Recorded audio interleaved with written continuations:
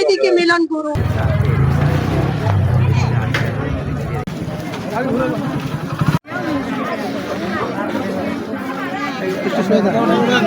ঘিরে দেন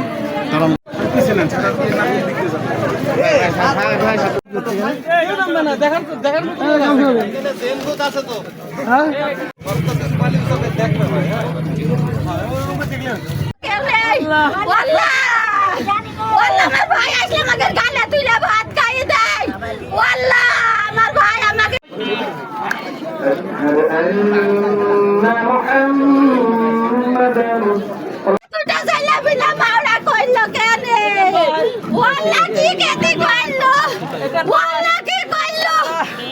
ইউনিয়ন পরিষদের প্রশাসক ফোন দিয়ে বললো যে এখানে একটা মারামারি হয়েছে। তো আমি তার কাছে জিজ্ঞেস করলাম যে ঘটনাটা কী আসলে। উনি আমাকে যেটা বললেন যে এখানে ভিজিএফের চাল দেওয়ার জন্য ভিজিএফের চালের আমাদের বরাদ্দ এসেছে, সেটা ইউনিয়ন ওয়াইজ আমরা বরাদ্দ দিয়েছি। বরাদ্দ দেওয়ার পরে তাদেরকে বলেছি যে সবার সাথে বসে অরিজিনাল যারা দুস্থ তারা যেন পায়। এই নিয়ে তাদের খুব সম্ভবত একটা বসার কথা ছিল ইউনিয়ন পরিষদে।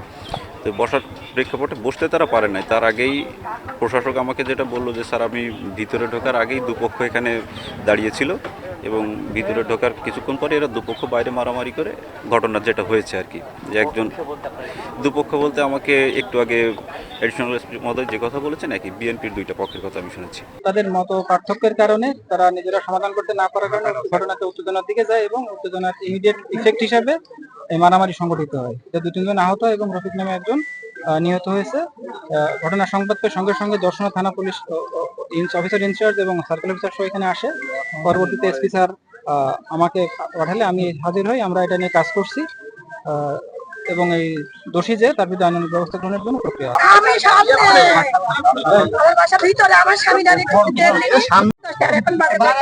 একটা বাজে পুরাতের কাজ শেষ হয়ে গেল। আমি কবার বুঝবো, আপনি বলেন আমি কবার বুঝবো স্যার? আপনার কি হয় মারা গিয়েছে? আমার স্বামী না ফোনে কথা বলতে পারছে না, জানে শোনা তুমি কেন না